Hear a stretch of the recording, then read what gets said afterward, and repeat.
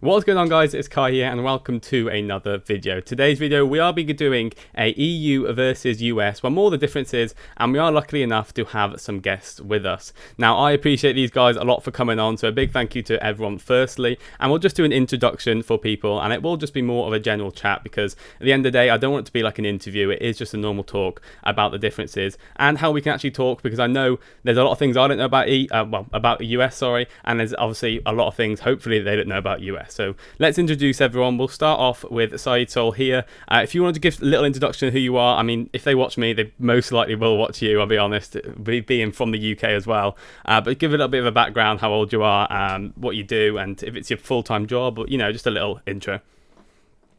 Cool. Yeah. Hi guys. Firstly, thanks Kai for inviting me onto this. It's a pleasure to be here.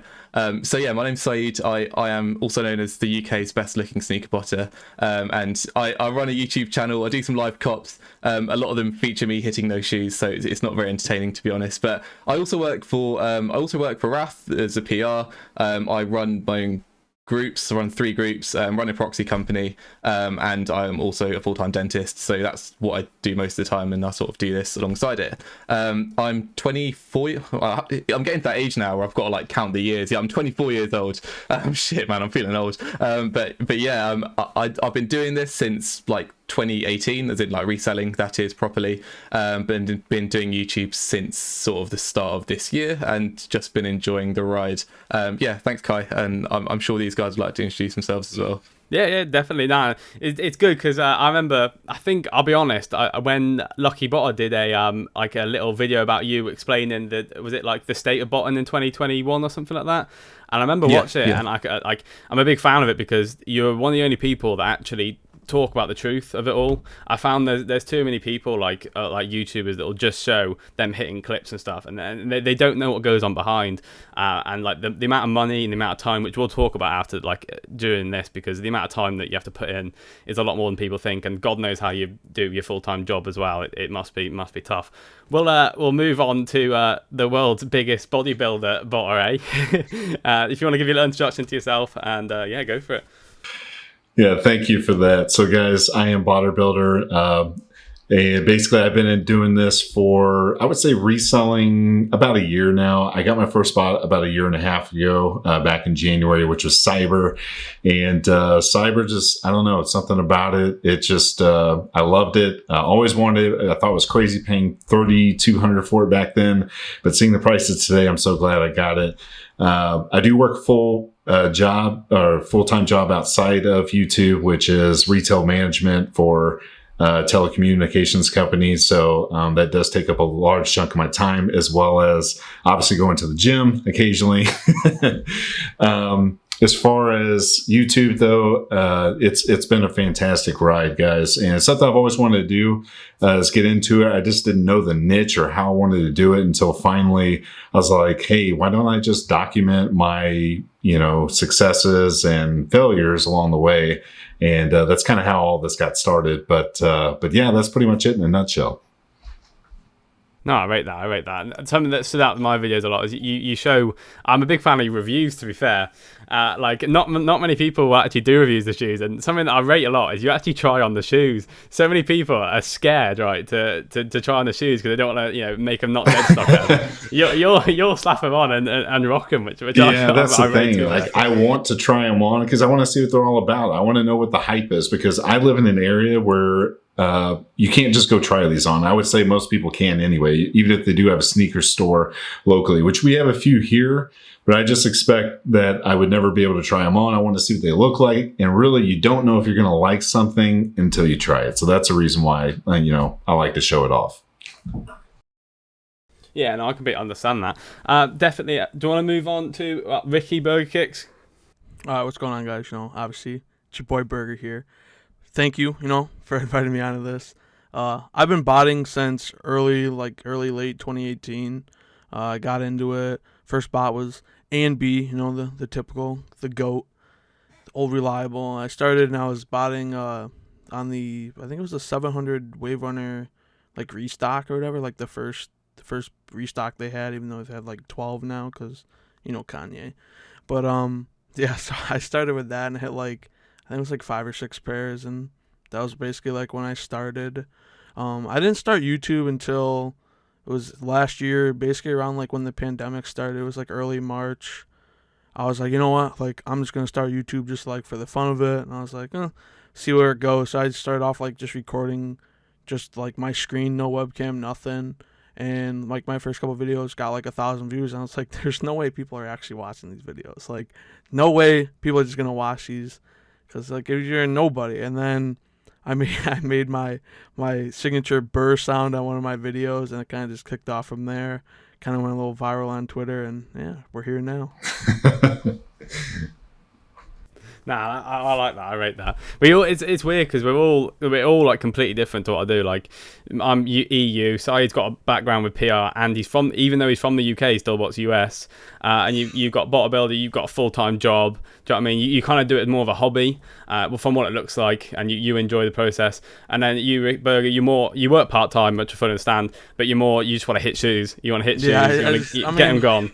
Yeah, I worked part-time through college just because like, obviously, having a job through college was good. My parents didn't really recognize shoes as a full-time job or whatever. So they're like, yeah, you need to get an actual like job. So I was like, all right, I'll work part-time at like just like a retail place and did shoes on the side. But basically all of last year, and then obviously like partially this year, like shoes was my main source of income. Like I made way more than what I made at my job. So Nah, I completely get that, to be fair. It's really weird, like, I remember when I started, I don't know if it was the same with you, but I started when I was about 16, and my mum thought it was all a big scam, I'll be honest. Like, they don't understand, that's the thing, and I do understand where they're coming from. Sneakers is never consistent income, unless you've got your cook groups going along. You're never going to get a consistent income amount every month. Like, you'll have 1 month where you'll absolutely storm it, making thousands, and then you'll have another month where there's just been no drops, do you know what I mean? And I think that's where the real botters will decide, right, well, I'm going to keep doing this, or I'm going to have to look at some sort of consistent income, because at the moment especially, I think the biggest part of botting is just scaling. It is just scaling what you have, and just it's running all the bots, really. I mean, look at like AYCD Jake and stuff. It just proves that running a lot does get you a lot of success. Yeah, well, like going off of that too, what you said about like how when there's no consistent months, like I know in like the US especially, like January and February are extremely dry, and there's usually like no drops. So like those months when you look at like your like inventory trackers and like what you've made, like you just lose so much money because you're still paying for your proxies. Like if you have subnets or monthly proxies, you're not just gonna discontinue them. So then you're paying for them, and you're really not running, not really getting any money's worth. So like those are the months where it's hard, because if you're dependent on like shoe income, you lose money. So no, definitely, I do understand that, because it, like, the problem is people don't understand the amount of cost there is behind the scenes. Yes, you have your botting costs, but that's just the start of things. I mean, proxies alone, like people like I've known people to pay like even thousands just in running costs of proxies a month, which is a lot of money, and does add up if there's no drops. Well, like Jake and Tiana, they both have come out and said, I think Jake said he spent like $10,000 or $15,000 a month, like just on proxies alone. And he even owns his own company too, like his own proxy company. So like just that's insane. Like you gotta spend it to make it, and some people don't understand that. That's the thing. When you see the success on Twitter, like you see Tiana and Jake doing it, but if they don't hit, if they don't hit at least, I'm gonna pluck a number out of thin air now, but if they don't hit, say like 30 or 40 pairs a drop, like they're potentially not even making back their pre-drop input. Yeah, so well, because like they rent so many bots. Like what was exactly. it on the one? Was it the last foam runner drop? Didn't Tiana say she rented out like literally 50 dashies or something like that? Yeah, and people were renting them out for like $50 to $100 per that day. So like right there, she's dropping like $5,000. Like that's the thing. So there's actually pressure to really hit at that point. Like it's no longer like a hobby. It's no longer like an additional income. Like at that point, you're talking like significant investment. So you really have to be hitting a big clip. So when people see a clip like from Tiana, or if you see him hitting like 600, 700 pairs, that's not just from them just setting up in the morning 10 minutes for a drop. And then they set up all splashing. Week, yeah, like exactly. Like that's what they do. Like and then they're they're running and they hit their clips and they know the bots, they know the insides and outs of everything, and that's the level you got to be hitting that kind of thing, which is why I think it's just important that there is like an element of transparency, which these guys are all, to be fair, but it's something that in the past I think has maybe been conceived as something that's a lot easier than it actually is. Well, yeah, because like that's the one thing that everyone like always hear, like newer people like, oh, I'm gonna buy this bot, hit these buttons, and cop shoes. Like people don't realize what actually goes into everything and stuff like that. Like there's so much more behind the scenes and so much more money you have to put in and stuff like that to even like remotely come close to having success.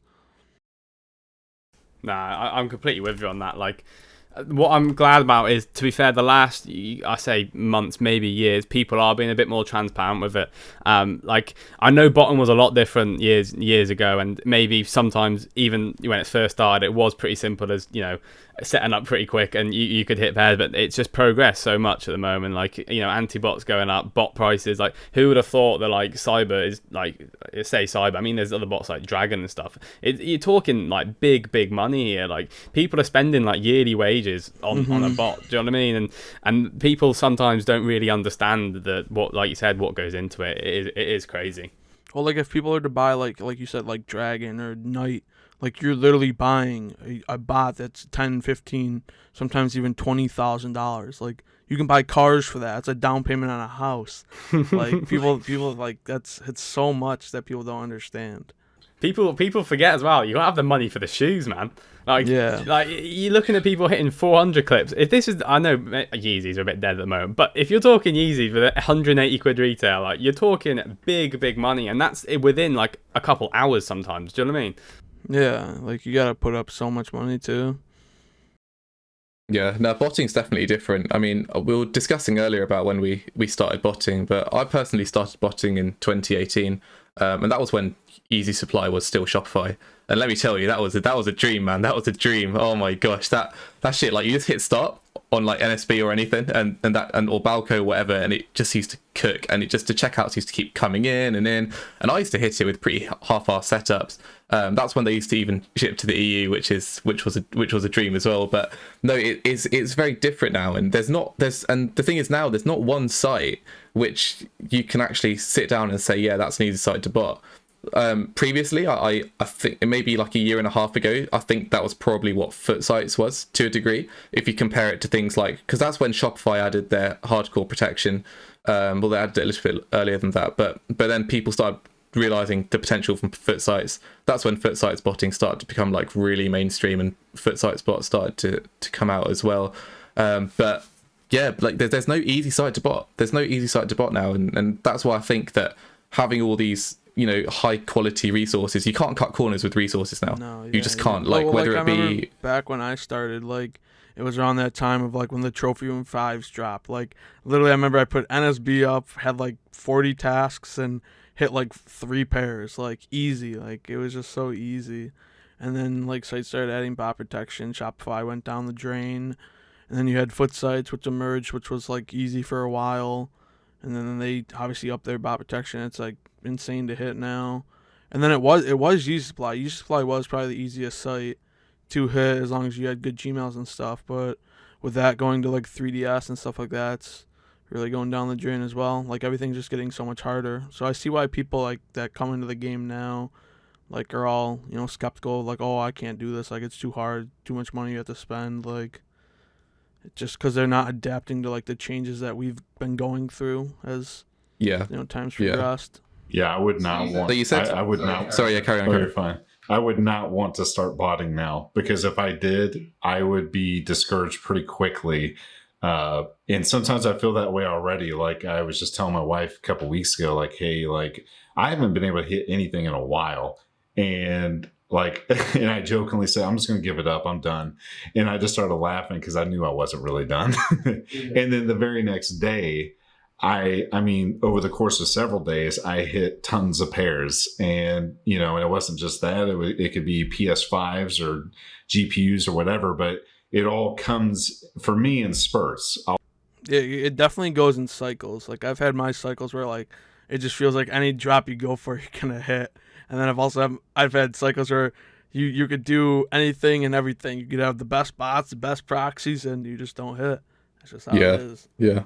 That's how I know with Easy Everyone's been Supply. there. Only I've never recovered. I can't even check out manually on Easy Supply. So I don't know.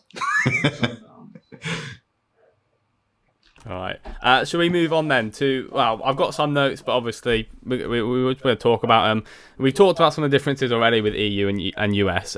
So from what I've got, the different sites, one of the main things I wanted to talk about was the differences. So obviously, a big part of US I've heard is Yeezy Supply. We don't have Yeezy Supply. Adidas don't even drop first come first serve it in UK. So tell me a little bit about Yeezy Supply, because I have no clue about it. So fill me in. Either all three of you run it. So whoever wants to jump in. I could start about it. Well, basically, Yeezy Supply right now is all dependent, obviously, on your Gmails. Like, you want to have 0.9 scores because those help you get through Splash, like, easiest, which sometimes, you don't even get through with 0.9s, just depending on how bad, like, their security is and stuff like that. But basically, I would say Yeezy Supply is one of the, like, less complicated sites, really. Most of the bots, you just plug your SKU in and just plug proxy in, kind of just click start and just go and kind of just hope and pray you get through. There's really not much you can do in terms of, like, once you start tasks, like, you don't really have to mass change anything or do this, do that, or it's usually like once you start, you kind of just let it go. But it used to be a lot better when they didn't have all, like, the 3DS and stuff like this on, like, payments. You used to be able to, like, check out a lot easier. Now you get a lot more, like, fraud declines and stuff like that, or, like, 3DS payments, which slow everything down. So I don't know if you have to add anything. Yeah, we literally don't have anything to do with, like, Gmail scores in, like, any sites. The only site that obviously you want good Gmails for us is Supreme, because that's where speed matters, and that's all you really need is your one clicks. But in terms of, like, for Foot Locker and stuff like us, we don't even need certain emails. It's quite there's so many differences you don't realize. 3DS was a big deal for US when it first launched on Easy Supply. And I remember when it happened and nothing worked, did it, on that first drop when 3DS dropped, basically. It was like bots worked, but none of them actually had, like, real checkouts in a way. Like, the only bot that really had real checkouts, because it happened on the bright blue 700s, and the only bots that really had, like, actual checkouts that stuck were, like, Ganesh, because Ganesh already had, like, 3DS implemented from EU, obviously. And I think there was another bot that worked where, like, most of the checkouts stuck. Like, I remember that drop, I ran Valor, and I had, like, 10 checkouts on Valor, and I was all pumped because I thought, like, I cooked, and I got 0 pairs from it. So, like, the bots, people hit clips, but they weren't actual, like, clips at all, because it was, like, all fake success. It was an interesting thing, because I remember because it got implemented into EU as well in, I'm trying to think now, was it like 2018 or something? I may be completely wrong in this. I feel like I'm going to get bashed by some EU guys at some point. But I can't even support you. I have no clue. I think it was like late 2018 for a lot of things, but 3DS is just complicated, because especially in the EU, where I think it's part of, like, EU law for checking out. It needs that level of security clearance, basically, to check out anything. And just imagine scaling that up, not just from Yeezy Supply, but in the EU, obviously, there's not just, like, one site type. So, for example, in the US and Canada, Shopify encompasses a lot of sneaker sites, whereas in the EU, like, all of these sites are custom. Like, every single one is custom. So for every single bot to then code a 3DS solution for every single site, it's just a bloody pain in the arse for a bot dev. But I mean, we're at that stage now where 3DS is sort of the least of our worries, I think, when it comes to EU botting, because there's just like 1,000,001 other problems. But yeah, I mean, but EU and US, I mean, EU was notoriously more difficult than US, I think, when this is just from someone who's sort of split in between the two, because obviously I'm in the UK, live in the UK, but I bought US, not on my own card. It's actually bought for one of my admins in Essentials. But what we found before in the EU, especially before Foot Locker EU moved to the new regions, which are a bit more similar to Foot Locker US, was that it was just really difficult to bot, basically, Foot Locker EU, which is the main site for stock, unless you are from one of those new regions. And it took about a year and a half, I think, for all the EU regions to move over to that. So in a way, Foot Locker EU botting has only just really kicked off again for a lot of these regions which have just moved over to the new site. Because Sorry, yeah, carry on. No, I was just going to add on to that with Foot Locker, because it was only recently that, like in the last month, that UK finally changed to new region. And essentially, I don't know, obviously US you might not know, but new region, old region is basically Foot Locker was moving to a different site essentially, and basically they were slowly moving regions over. I'm guessing it was more of like a test thing to make sure it could handle. And what you saw is the big regions. Well, I say big regions, but UK main regions of EU. They were the last ones to move over. So you saw sites regions like Greece, Poland, Czech Republic. They were more first to change to new region, then it slowly went over. And I'm not joking, like old regions, what UK was for ages, these drops would last 4 hours, and I'm not even joking. Like it would be a 4 hour long drop. You'd have permaqueue up for ages, and the problem is there was no DCs or ISPs. They were all banned, so you had to run resis. And then when you're running resis for 4 hours and you want to run a reasonable amount of tasks, I'd say a reasonable amount for an average user would be about 600. That's probably a guess. Obviously some going to run more, some run less, but if you're running resis for 600 tasks for a couple hours, you're talking over 10 gigabytes of resis just gone in one drop. Well, and that was what what hard. happened on US too when they switched to like the whole permaqueue thing. Like people would burn through like 30-40 gigs in like a 20-30 minute job, because you'd be running 2,000-3,000 tasks and everyone's running resi, and just boom, gone. I remember when something with US, and someone was complaining. They're like, "Oh my god, the permaqueue is up," and I just saw something in the EU said, "Welcome to EU botting." I was like, "That's all you see. All you see is permaqueue." Yeah, it's something that you sort of got used to in EU botting. I think everyone remembers, well, if people who were sort of botting Foot Locker EU in like 2018-19, I think it was after the court purples, the Air Jordan 1 court purples. I can't remember which. That was 2019, right? I think.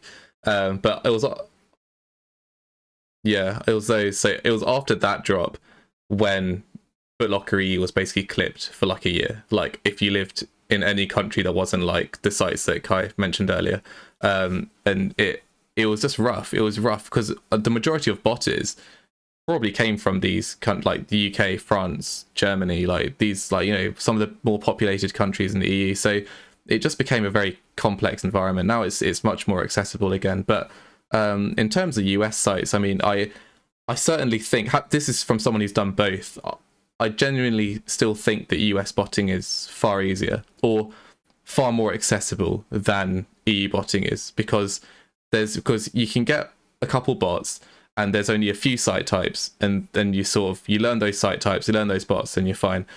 The issue with the EU, as I mentioned earlier, is there's just so many different sites. Like there's so many different site types, and they change all the time. They're always custom. They're always changing, and it's very difficult. So I feel like what you tend to find in the EU is people tend to be very, very good at one or two sites, like really good, but then the others they don't even bother touching. Yeah, I completely agree with that. Like I'll be honest, because I've slowed down a bit on botting since I started my job, but like I've just kind of said to myself, I was like, I'm not going to be on my computer all day. Foot Locker is basically the only one I can bot. Okay, all these other sites, they don't have a specific time they drop. I can't be these people that are like. I don't blame them for doing it, but people who are at school have got a lot of time on their PC. That, you know, they can sit on the PC, they can watch monitors ping, and they can start running at the time. But like what you'll see is people, they pick the sites and they try and master the sites from there. And it does show with EU especially the amount of sites. There's like so many different bots, and there'll be one bot that does well on one site, and another bot does, like, if you want to run every single site, it's simply just not even possible. You can't select. You kind of got to pick your sites, and I get so many questions, and I'm sure everyone else is saying. We had a little talk about it before. What's the best beginner bot? And there's no such thing as a beginner bot, in my best opinion. It's all what you can afford for a start, and two, what you want to focus on. How much time have you got? The only reason I bought Foot Locker is because, like, luckily for us, I can start tasks in my cyber app, and I've got AYCD solve my captures. Do you know what I mean? I don't have to be at my desk. These sites like Mesh, you need to be at a desk changing the SKU. You need to be, these proxies got banned, I need to rotate them out for different ones. But luckily with Foot Locker, for me, I can just kind of leave running and don't have to worry about it.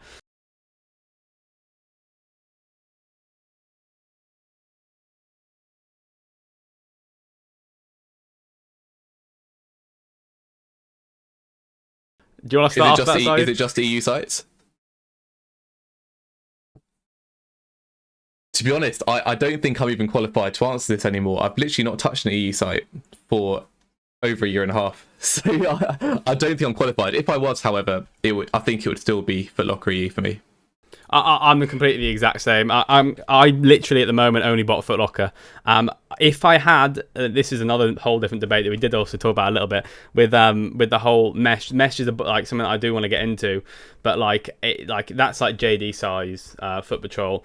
But the problem is like if you want to cook hard, you need a back end bot, and these bots just aren't accessible. So I'm gonna have to be the same with Foot Locker, and which moves on to a little thing with the regions. Is I don't know if you're the same, but we use reshippers basically. So we bot all the other countries, and we get them reshipped to us. And now I don't know if you know about UK, but the whole Brexit thing, like we cannot get shoes shipped off to us from a different country without getting shipped. Without getting import fees over £100. So like the game at the moment is really messy, especially with Foot Locker, because they distribute the stock all to different countries, and you just don't know which is going to get the most stock. Let's flip the question though. Me and Syed both said Foot Locker, which is probably one of the hardest sites to bot, but it's probably the easiest to set up for, to be fair, just because it doesn't take too much. You don't have to watch your tasks at the moment. You can just sit back. But what do you think for you guys? Well, for me, right now it's foot sites 100% because I really haven't even been botting foot sites that long. I want to say last June was when I got into it. And the only reason why I did is because someone at work said, hey, I want some of the flints. Can you get me a size 12 in the flints? I said, sure. So I ran it up. And I got like 3 checkouts in 30 seconds. I was like, this is the easiest botting of my life. And I checked StockX, and they were hovering around 270 at the moment. I said, well, screw it. Let's get a few more. So I ended up checking out 15 pairs, which I know doesn't sound like a lot, but for the first time you ever get a small clip, it felt really good. And, so I started eBaying those off as pre-orders, and I couldn't believe how much money there was. So that's really whenever I got into it. But to get back on track, I would say foot sites is definitely my favorite now. And as we mentioned a little bit earlier, I like to plug and play. So all my bots are already set up. All I got to do is plug in SKUs, hit start, and I'm done. So for me, it's just the simplicity behind it. I run on a server. So if I'm at work, I just remote in real quick, add in the SKUs, bam, done, walk away, and I can continue working while the bot goes to work. So that's why I like it. Yeah, I'm sort of at the same boat. I like foot sites a lot because, like, even though they're sometimes hard to hit with, like, certain proxies and stuff like that, once you figured out like which proxies work, like especially if you have ISPs and stuff like that, they're actually fairly easy to hit. I would say you just have to worry about like cancel rates and stuff like that, because those are the only thing that really suck. But it's funny you talked about that BotterBuilder with the flints, because that was the first job that I ever ran like on foot sites where I actually like hit myself like a clip where I actually got more than like 10 checkouts on a single drop. But yeah, so that was like the turning point for me too. I was like, wow, like I actually did it. I actually checked out more than 10 pairs. Nowadays, I'm lucky to get 2. So yeah, I'm just saying, things have changed. Yeah, I mean, I completely agree with it. Like, it's always changing, and that moves on to the next thing I did write down was the future of botting, of reselling. Like, in my opinion, with botting, it will always be a thing. Like, there's a scare with the EU. Like, recently we've seen sites start slowly move to raffle. I don't know if that's like that for US, but you hear a lot of people saying that, sneaker botting is going to die, they're all going to go to raffle. And in my opinion, reselling and botting will always be a thing. First come first serve sites will always be a thing. I don't believe that all sites will go to raffles, just because of the pure fact of these sites, yes, they care, but they don't. At the end of the day, they're selling their stock. Do you know what I mean? If they're going to release stock, these developers, they're on a next level. Sometimes they're always one step ahead. No matter what they do, sometimes there's always going to be some way of botting. And in terms of in what's going to resell, shoes are always going to resell. I see people that say like, oh well, Yeezys at the moment, like Yeezy used to resell loads, but now they don't. But then you got to look at it like you look at Dunks about 2 years ago. Like you could just see Dunks. Like, well, in EU, Dunks weren't really a massive thing. Obviously you had like your crazy hype pairs, but like recently now, like every Dunk's a cop. Do you know what I mean? It all changes, and I want to get your opinion on the future. Do you think it's more going to random resell? Do you think it's going to stay shoes? And future plans with you as well? I think as long as like things keep going the way they are, with like in terms of like Nike producing shoes that are more limited and stuff like that, there's always going to be resale. I don't know if botting will always be a thing. Like I don't know if it'll stay forever, but I mean I feel like as long as like devs can adapt to what's like going on and stuff like that, I feel like it'll stay. But I could be wrong. It's so funny that this got brought up because I've literally been thinking about this nonstop lately for like the last couple of months. And I was actually thinking about earlier today that I'm definitely seeing everything switch over to raffles. And it takes me back to a podcast that Lucky Botter did a few months ago with somebody where they talked about how raffles will probably be the future. And I think we're already seeing Dark it. Queen. Yeah. Insane, man. He's insane with the whole raffle button.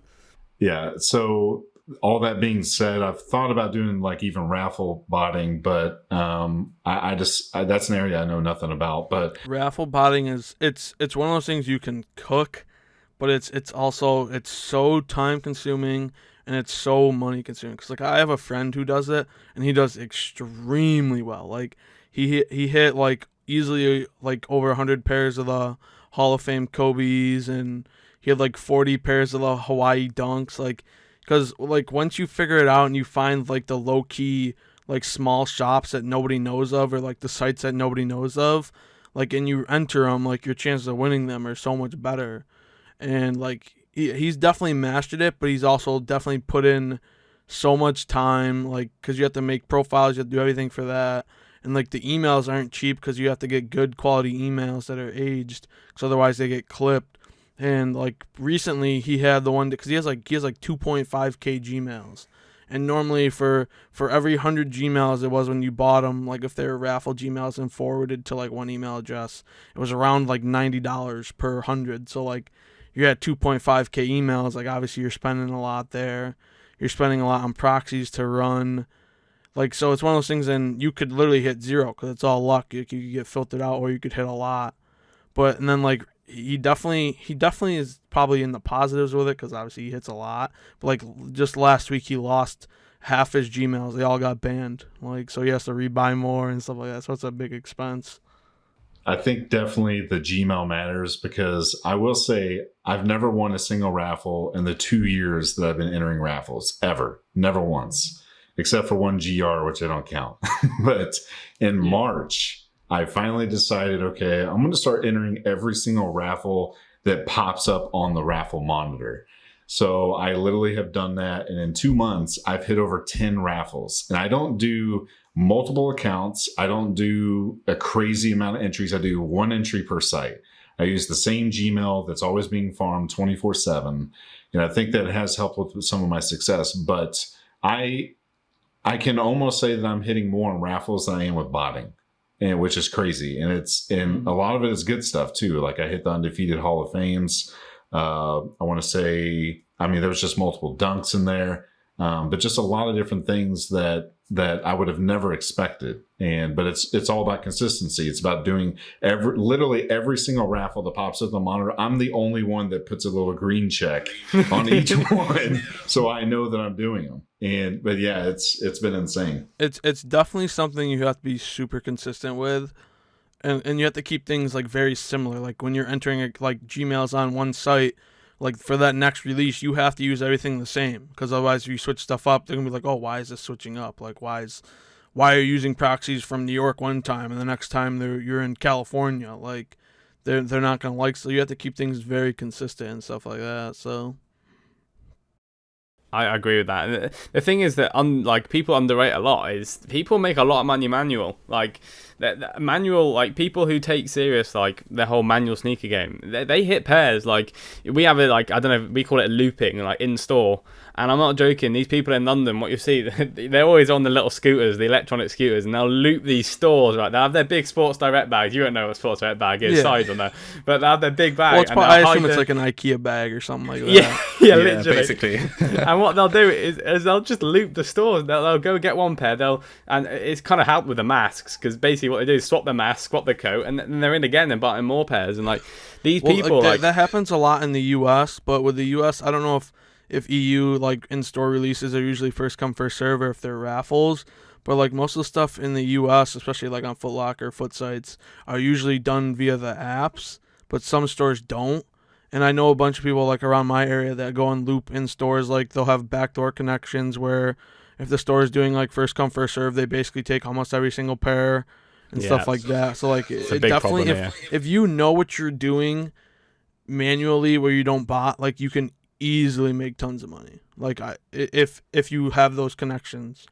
Yeah, no, I completely agree. There, like it goes to the back of the stage of it's not what you know, it's who you know. Do you know what I mean?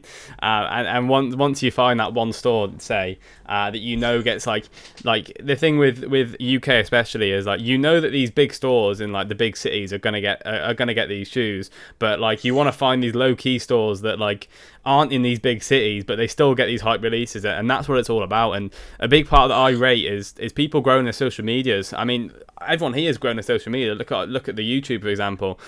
People don't like. You don't have to bot to make a good amount of money from shoes. You can do the whole kind of side. I know a lot of people who just do investments. Yes, that requires a lot of money, obviously, but so does botting at the end of the day. So does every business. There's going to be no business that you're going to make millions without putting the money in. And the people who do it perfectly are the people that do everything. So that yes, they're botting to get their stock, but they're also growing the platforms. They're also associating with some people. You know, everyone here is associated, might be with a cook group or something like that. And it's all about getting these little different sources of income. Like say you might only be getting £200 from going into a store and making money on that month, but you got to remember it all adds up, and that's where the scaling comes to things. And I'm bad for it because like if I get pairs from botting, I always say, oh, these shoes are going to go up, and they never do, to be honest. I mean, I had about 15 pairs of Zions that I believed and believed and believed, and it got to 6 months and I thought nothing's happening here. And When you take talked about the whole thing about doing both, like looping in store and botting, I'm pretty sure it was this what popped in my mind. I think it was back when Nova first started and he was first reselling. I'm pretty sure that's what he would do. Like, yeah, I remember, I'm pretty sure it was his vlogs where he would like he would set up his like bots at home, like especially when he would do Supreme. Like he would set up his Supreme stuff. He would also go in store, like if he had times, and he would literally like bot mobilely sometimes. Like he would just he'd be going to the store so he could loop the in-store, buy stuff there. He'd also be going for it online, and he would do that with like shoe releases too. Because I'm pretty sure like I think it was one of his early videos where he was like in line somewhere and he had his laptop out and he was like connected via like a hotspot, and he was botting from his laptop while standing in line for the shoes so he could get them like in store too. Like so like stuff like that, just like looping in store and doing all that stuff like allows you to get like better income too, because you're not limiting yourself to like one thing. Oh yeah, you want to hit all avenues, 100%. That's why like sometimes I'm botting let's say Finish Line, but then I'll suddenly pull out the app on my phone. And just the other day, I can't remember what drop it was. I think it was maybe it's the UNC's, but I got through queue manually before any of my bots did, and I got my size 12 that I needed for personal. And then later, like 10, 15 minutes later, I finally got my first botting hit.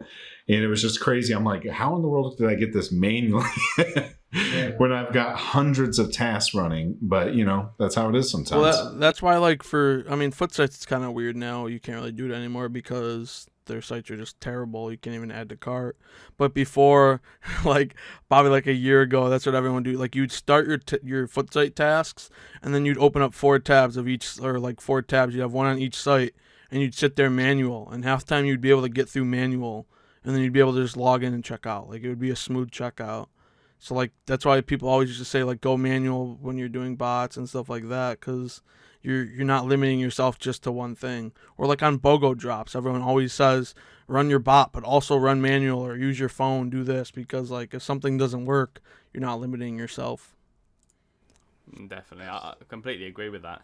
A big part of it as well is like people forget about the whole marketing side, and that's what I do want to I want to touch on this a little bit, because I know a lot of people who don't even buy manual much of the time. They'll buy off other people for resale, but they'll have some sort of platform or marketing so they can sell for that a little bit extra, and that's how they do make the money. And I mean, marketing is a whole different side of the game. I mean, we've got this idea that you're PR, so maybe you could tell us a little bit about the side of it and the state of it at the moment, because I remember in your recent video you did talk about it, and it'd just be nice to know, like, how does the marketing actually affect the bot? Because at the end of the day, Wrath, the bot that you're PR with, is always going to be reselling, and it's always going to I don't know how to say it here, but it's always going to sell out for restock. So how does marketing actually help at the end of the day, because you're going to sell all your copies?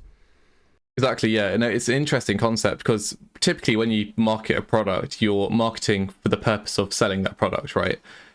Marketing a bot is very strange territory, but for me, to be honest, this is the only real marketing that I've ever done within this industry, is sort of marketing for products which are usually out of stock.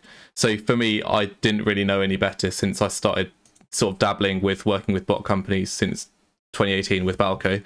But I mean, what it is it's just giving off as much information about the bot as you can, and just sort of appealing to people who could be potential consumers in the future. I think that's sort of the way that we direct things. But as you said, it's always going to sell out. We can literally do no marketing at all, drop a checkout link, and it's still going to sell out. It doesn't make a difference. But what it comes to now, especially with the direction that sort of Jason, so if you guys don't know the structure of Wrath PR team, so it's myself, Anthony, and Nicholas B2, and then obviously Jason's the owner and dev of Wrath. Yeah, Nicholas, I don't even know why it's there, to be honest. Yeah, like we sort of just work within that team, and the main aim is for brand image, and from that comes different things like I don't know how to describe it, but it kind of makes sense working in that team for the goal, for the aim of just establishing something strong. And we were discussing SyedSole earlier, and I remember you, Ricky and BotterBuilder were discussing earlier about how SyedSole's held its value so strongly. This is something that I've discussed in one of my videos a while ago, but SyedSole has always been super strong in terms of holding its value. To me, it's that bot. Like, you think if someone's like, people that are new in botting, well, like I've had people, like when I'm cashing out like shoes like locally, who aren't really like botters, but they sort of understand it. Like it happened last Friday when I was buying shoes. Because like the owner of the store always like introduces me to people, like, oh, this is like our bot kid, like he's the one that always helps us. And the first question people always ask, oh, do you own SyedSole? Like that's what they say. Like SyedSole is just like they've done so well like marketing themselves to make it just like, so like that's who you think of. It's just SyedSole.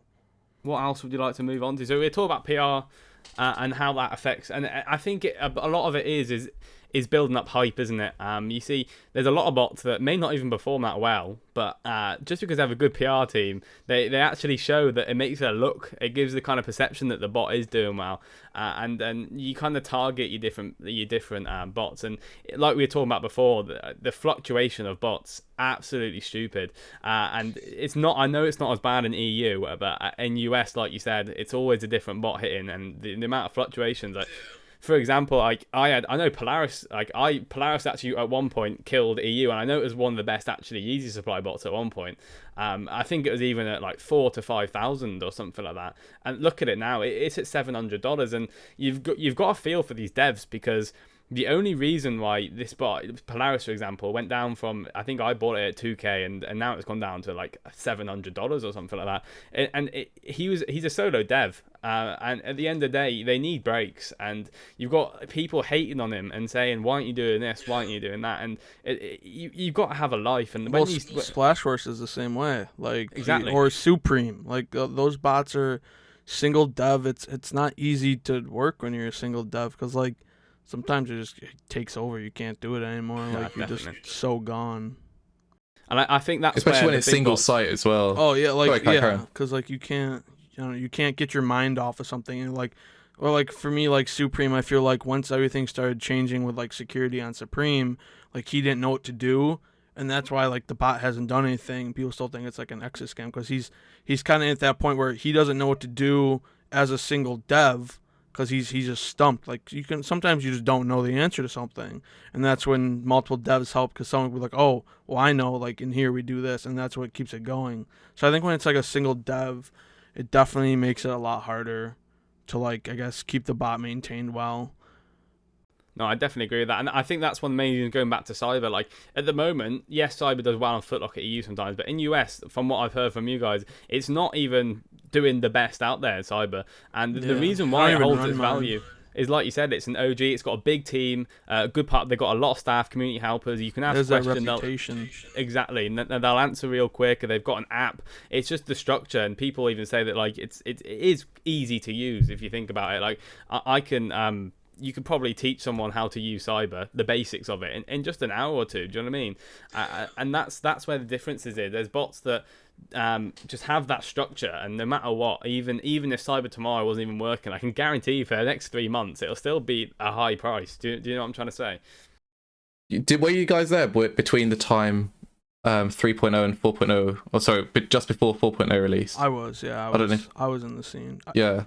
So do you? I don't know if you. Cause I ran like a bot market tracking platform back in 2018 and early 19, and we tracked cyber, and basically all the other bots at the time were sort of fluctuant, and this is when bots were like all the good bots were like hovering around like $1K to $1.5K, which now like would be like crazy. Imagine if you could get bots for that price nowadays, which worked. But I mean, back then that was a norm, but cyber was, I think it was lifetime back then was maybe around like 2.7 to 3K.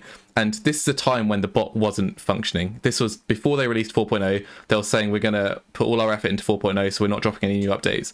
It dropped in the space of like 3 or 4 months between 3.0 and like before 4.0 dropped. It dropped maybe like the matter of a few $100s. It dropped about 10% in value, and that's for a bot which didn't function. Like right now, like exactly. I wouldn't say it's really performing that well on US. Except like Shopify does all right because it has a good Shopify module, but like for me at least, like its Footsite module doesn't do anything. Every time I run Supreme, the bot freezes and dies. So like I think they're putting all their focus into it, but like if you look at like what you were just saying, like the prices honestly went up. It's gone up just because of like it's cyber. It doesn't make sense. It doesn't make sense, cyber, but yeah. It's a brand image. It's a brand image that every other. To put it bluntly, it's a brand image that every other sneaker bot aspires to achieve, but none can really do it. And I think that personally, the way I see it is the way to do it is through prolonged transparency and good quality marketing rather than through hype marketing. But different bots do it in different ways, and it's there's no one way to do marketing, and whatever you do, it's fine. I think the key is. One thing we see in our community is a lot of things get exaggerated / manipulated to make it look like some things are better than they are. So for people who are getting into botting, I often get asked in my group and on Twitter from other people is, what do you think of this bot? Is it a good bot? I saw they got XYZ success, and yeah, that's great, but things don't add up. You know, when a site drops like 300 stock, but then 6 different bots have all hit like 1,000 pairs, it doesn't really add up. So there's certain things which I think in sneaker Twitter, and this is the thing with an unregulated community, which is what we are, is that there's going to be a lot of bullshit, and there's no one telling anyone not to do that. And the number of scam bots that we've been through, and they've literally not been penalised for it. I mean, how many people have got to get scammed in this community for something to actually happen? I mean, and we've got like a vigilante in the form of Top Cake recovering everyone's money, but I mean, without him, like it just doesn't make sense. Yeah, all the bots, like for example, like Brisk, like the bot worked literally on the North Face drop only. It was like 2018, I think. It was like it worked on that drop only, and then didn't work on a drop since. And then it worked on another North Face drop and then just died. Like, exactly. And nothing happened. Or like, right now you have Phantom that's literally not doing anything, but all these people are still paying renewals, and stuff like that. But I wanted to jump back to the whole like marketing aspect, which you were talking about earlier, like marketing and PR, because like essentially we all do that right now. Like we all do that for our own channels and stuff like that. And that was one thing I always get asked is like, people are like, oh, why don't you take these proxy sponsorships or group sponsorships when they reach out to you? It's because, like, for us, I don't know, maybe it's just me, but, like, I feel like for a lot of people as a whole, like, you want to promote products that you know are good because, like, your users trust you. Like, I've always said this, like, I could have 30 proxy sponsors right now if I wanted, but I want to only promote the proxy sponsors that I know are good and that, like, I know have good success. Because, like, some people just chase it for the money and they go and, like, oh, I have 30 proxy sponsors. Some of them are paying me commissions and stuff like that, and they just do it for that. But then, like, the proxies suck. And then when you actually promote something, people don't believe you or don't actually trust that, you know, what you're doing for your own brand is, like, good because you're just trying to, like, be money hungry and stuff like that. So, like, I don't know, that's one thing I've always, like, gone by because, like, people always ask me, like, oh, why don't you take more? Why do you only have, like, 4 or 5? And it's just because, like, I try and stay smaller and show the ones that are actually good than take, like, 30 of them, like, right away and all that. Like, there's been people in the community who, like, came in, took a bunch, and then, like, broke up with them, and it looks terrible when you're, like, constantly dropping and joining companies. It just doesn't look good. No, I completely agree with you there. It's a big part in it, and unfortunately there is still people out there that are promoting these products simply just for the money. And like, in one aspect, yeah, you've got to respect the money, but the other aspect is how much do you value your viewer base, and then that's all it is really. Is do you actually care about these viewers? And if you really want to grow your YouTube, you've got to be clear with everything. And I think one of the main reasons why, like, by no means I haven't got a big user base or a big viewer base, but something that I do try to be with is clear with everyone. I'll only promote something that I personally use, and I never ask for money kickbacks for things I promote. Yes, I maybe ask for some sort of plan from referrals or something, but I'm not looking, especially for me, I do it more as a hobby botting at the moment. It's not really for the money, and obviously making money on the side, you can't complain. But I agree with chasing the bag as much as you want, but I think there's a moral section of it, and when it comes to people, essentially you're scamming people if you're promoting something that doesn't work, and that's I'm a big no on that, and I completely agree with what you're saying. Like, I've had people ask me and be like, oh, you only do it for the money, you only took this for the money. Like, people don't realize most companies don't pay. Like, you don't really get paid for most companies. It's usually only, like, sponsored videos in which you get paid for and stuff like that. But, like, even if I didn't make money from, like, what I did, like, in terms of YouTube or anything like that, like, I would still do it. Because, like, it's not like that money is changing my life in an aspect. Most of the money I made from YouTube, I put right back into buying proxies and stuff like that anyway. So, like, stuff like that makes no sense. Or even, like referral money or stuff like that. Like, or when I did, like, sponsored videos, and I did, like, a sponsored video for, like, A&B and stuff like that. Like, all the money I made from that stuff, I just put right back into botting. Like, it's not like I'm, like, selling out and doing all this for, like, the money, because it's like, yeah, they're paying you. It's sort of just like your little, like, fee for, you know, doing the video for them. But, like, it's not like you're just selling out. Like, and if I do, like, sponsored stuff, I always make sure to say, like, people know it's a sponsored video, because then, like, obviously I don't want people to think, like, oh, I'm 100% supporting this or stuff like that.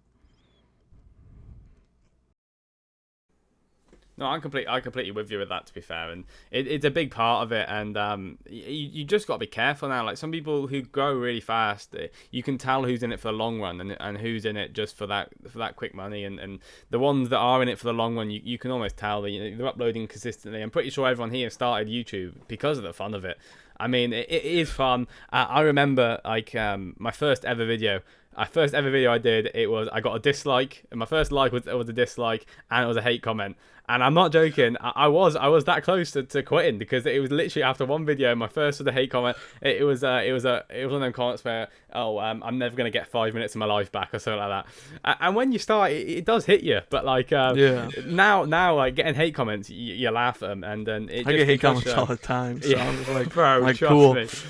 Don't watch my channel. I don't really care. Like, yeah. I only get one, like, once a month, maybe. Like, it doesn't happen that often. I don't know.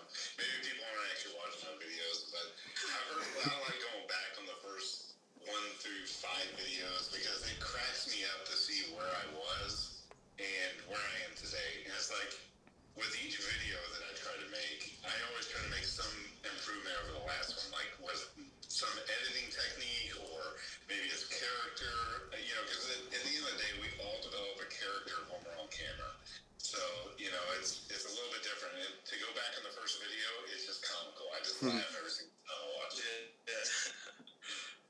You ever look back on your old videos and just think how cringy they were, and just wish you never uploaded them in the first place? Yeah. Right. Been there too many times. We are coming to quite long. I reckon we should do just a little couple last topics that I would like to personally ask people, because a lot of people are going to be watching this and might not know where to start, and they do want to start.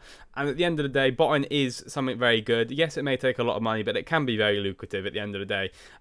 But this is what I'm going to talk about is if someone was coming to you and they said, I have $5,000 dollars, we'll say $7,000, £5,000, about the equivalent. I want to start botting. I've got all the time in the world. I want you to tell me which bot you're buying or bots. Remember, you've got to keep into running costs. You've got to keep into the fact of you've got to have money for shoes. What are you buying and what are you running? We'll start off with BotterBuilder.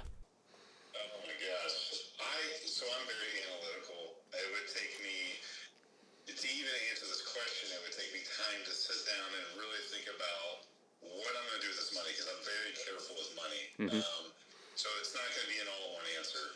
But if I had, just for the purpose of the answer to this question, I would probably do things how I did, like I did in the past, and that would be I would buy mech, number one, because I think it's going to cook Supreme no matter what. And I think there's still money to be made on Supreme. I still believe in Supreme. I buy a lot of Supreme still. But just know who your buyers are and know who's buying this, and don't always rely on StockX or Go, because really you're taking a huge loss on your profit margin there. And then you definitely want an all-in-one bot. At this point, I mean, It's a tough one. it's not a lot. It's going to be tough for me to answer which all-in-one bot I would use, because the bots that I use right now are either not working or they're just too overly expensive. Fiber, Kodai, and Prism. Those are my three bots, and all of those bots are 5,000 plus, except for Kodai, it's a little under that. So it's very difficult for me to say, and I would normally put PD up there as a good bigger bot, but I don't think it's doing that well right now either. So really, guys, it's tough for me to give good advice on that. But if I had to say, if we could work with the budget a little bit, I would try to probably start off with something like Cyber and Mech. Those would be the two bots that I would choose. Proxies, I like to keep overhead costs as little as possible, but I would try to go with one of the sponsors that I personally use, just because I believe my sponsors, just as many of us have talked about today, and just go with a good DC plan, just some basic residentials, and then go from there. Because at the end of the day, it's about your setup and your profile is the number one. Your profile should be your number one. So that's kind of where I would start out personally, if I had to start all over again. But It is a tough one. I completely agree. it really is. Yeah, I'd almost quite to say is reevaluate everything. Do you really want to, if this is all your money, do you really want to put this into bottom? Because at the end of the day, is it worth just maybe going for manual and saving up your money before you can do it? But just for the sake of the question, I do appreciate your answer. And it is a hard question, because there is no best bot to buy, all depending on circumstances. And like you said, profiles, it's more the actual setup you run rather than the actual bot sometimes. So yeah, we'll move on then. Burger Kicks, Ricky, what are you saying? All right, so I think when people come up to me, because I get a lot of questions, people always like, "Yo, I'm trying to get in botting. Where should I start?" Usually, the first thing I always start with, I usually ask if they're in a cook group, because to me, a cook group is probably one of the most important things besides the bot. Because if you're gonna buy a bot and have no cook group, you're gonna get nowhere anyways. And to me, especially if someone doesn't have $5,000 or $10,000 to put up right away on a bot, I always recommend getting in a cook group, because most cook groups can help you even manually, by posting links for PS5s or stuff like that, stuff that you can hit manually and make money.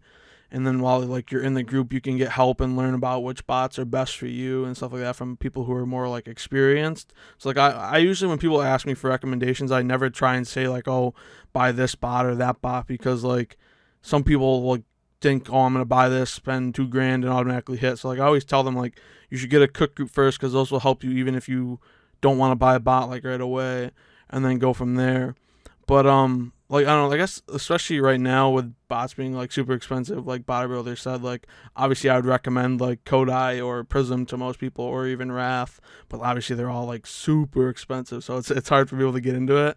So like I would probably recommend people to check out like rental services or something like that, or like just renting off of like Title, Botmart, or like WAP or something like that. Renting off places where they could rent bots for cheap and run them on certain drops, because then they're not burning all their capital, and they can use more of their money to spend on like good proxies or stuff like that to better their setup. Because like you can rent, like let's say you rent Wrath for a month for like $300, instead of dropping what is it, like 6.5K or something like that on it, you drop $300 and you still have all that extra money left over you can use for like buying good proxies. Instead of maybe buying 25, you could buy 50 to 100 DCs, so you have more resources to run. So that's what usually I tell people to do, like rent a bot and figure all that stuff out first and just get going from there. Because buying a bot right away it's a big initial investment.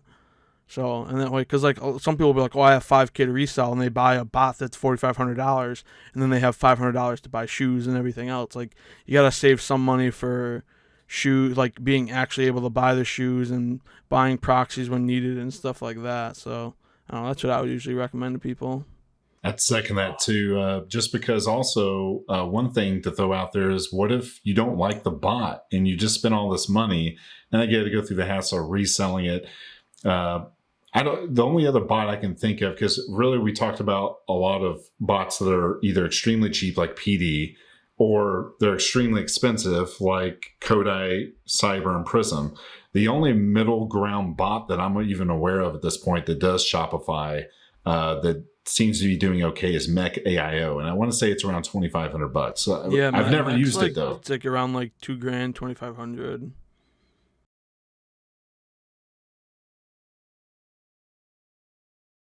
No, Mech's a good one, I think, especially in today's climate, because it's up and coming. I think now's a good time to buy it as it's sort of going up. Obviously not as established as the other bots at the minute in terms of its AIO capabilities, but I mean, with what we've seen in its supreme ability and how consistent it's been season after season, you know, like we were discussing earlier about Velox, about how good it. Oh, did he just die? Sorry, not him. His computer. Okay. I mean, I'm still recording. Should I just carry on? All right, cool. Yeah. So what I was saying about Mech was, we've seen how consistent they've been when other bots such as Velox and stuff have fallen off. But Mech's just, you know, it's ridden out every season. It's constantly hitting supreme. If they've got a team anything like that for their AIO segment, I mean, they're headed to good places. Yeah, I think I do agree with that, because like they did have some issues like this past couple of months, but obviously like their easy supply module right now is probably one of like the best out there, and their foot sites has been doing actually very well, as seems, which they've been doing good. And like Shopify is just, you know, obviously Shopify. Most modules in Shopify are fairly good because there's not much to do in terms of a whole lot of bot protection and stuff, because it's usually captchas and stuff like that. But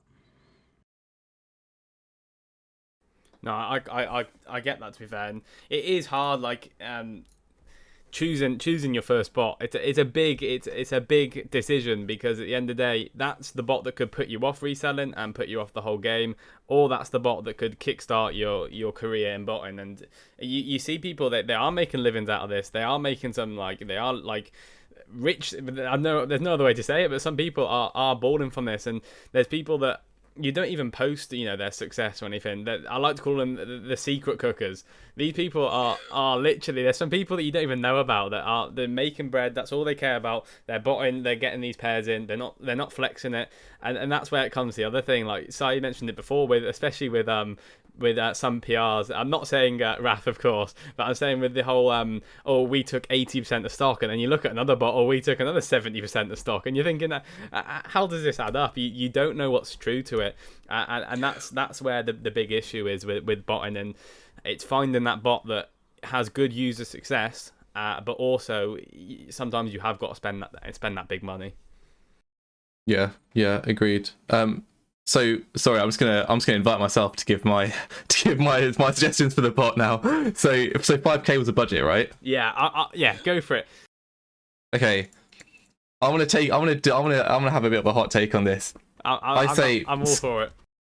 screw sneaker botting, go buy yourself a good retail bot, buy a /24 subnet of IPs, rent out a bot every week for sneakers. Bob's your uncle. You know what? The reason why I think that's actually a good idea is because, like we were saying before, random resale at the moment, it is booming. Like, I remember when PS5s were popping off, someone would literally tweet and like, people like complained to me for botting, and this person hit 50 PS5s in a space of literally half an hour, and this is when they were doubling their money. And like, I made so much money off PS5s when they first dropped. Like, it was insane. I was making like $500 or $600 a PS5, and they were fairly easy to hit too. Like, Amazon dropped, and it was an easy manual. Like, nah, it is crazy, and I do like that take on things because it's a whole different viewpoint of it. Going back to what I would think, first of all, like I said, you'd have to evaluate everything, your circumstances, because that is a big factor. But in terms of EU, as I said, I think bots don't really go up and down as much as US. You have your bots that hit your certain sites, and they consistently tend to hit the certain sites. And we talked about before, I do think Flare is a very good budget option for EU, and I think it's 2,000 to 3,000 if you want the lifetime. Even if you want the renewal, I think it's only $1,000. And to be fair, like, it has a fairly big user base. It has good support. And that's really what you want. Yes, you might not hit crazy clips on things, but you'll learn from there. You'll build up your capital on a say beginner bot or a low end bot, and then you can look into maybe some massive bots that, you know. I've always wanted to bot US, to be honest. Like, I'm getting fed up of EU, and that is something I do want to work up to be honest. Because the problem is you just don't know where to start, and that's the problem of it all. And like, it's the same as if I told you, like, go bot Footlocker EU. I know it's kind of the same with foot sites, but it isn't. At the end of the day, you get cancels, we don't get cancels, but however, our drops they work so much differently, and it all is just sometimes you've just got to go for it. And you can only do so. You've got to obviously be careful with what you buy and stuff. But I see too many people, like, I get so many people messaging me saying, I'm going to buy this bot, I'm going to go for it, and then they never do. They keep doing research on it and never do. You learn from your mistakes. Don't be stupid and make massive mistakes, but I'm sure everyone here has made a mistake before with losing a bit of money. Me personally, when I first started, I bought a raffle bot, and I didn't even know what a raffle bot was. I thought that was a normal first come first serve bot. Do you know what I mean? Everyone's been there. Like, it happens, and you learn from it, and you move on, and that's the best way of, you know, of learning. And I do believe in sometimes do your research and everything, but sometimes just go for it. As long as you're not, you know, never put money into sneakers that you're not willing to lose. That's my biggest thing. Same with all the stocks and stuff. If you were to wake up tomorrow and all of your bots gone, I want you to still be happy and you think to yourself that I'm not screwed over, because at the end of the day, botting's a gamble. There is nothing saying that tomorrow it could all be down the drain. You just don't know, and that's why you got to make your money while you can, but also be careful with what you're doing, because as much as it can be lucrative, you can unfortunately lose a lot of money. Yeah, well, that's one of the reasons why, like, when I buy bots, I try not, like, I've always tried not to pay, like, resale for bots, like, as much as I want, like, certain bots. Like, I've wanted Kodai for the longest time, but I can't pull the trigger on it, because I'm like, what happens if something happens and it tanks and I lose all this money and all that stuff? Like, so I'm always, like, super paranoid about that stuff. No, I completely agree with you, and I think today is actually given a good, not only just a good overview of EU versus US, but it's also given people a good chance to know the reality of botting.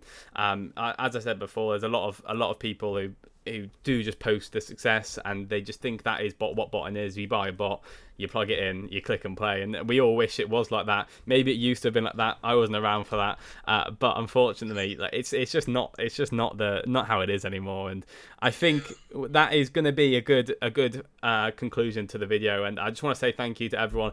Not only great for coming on the video, but it's actually been really nice talking to other YouTubers.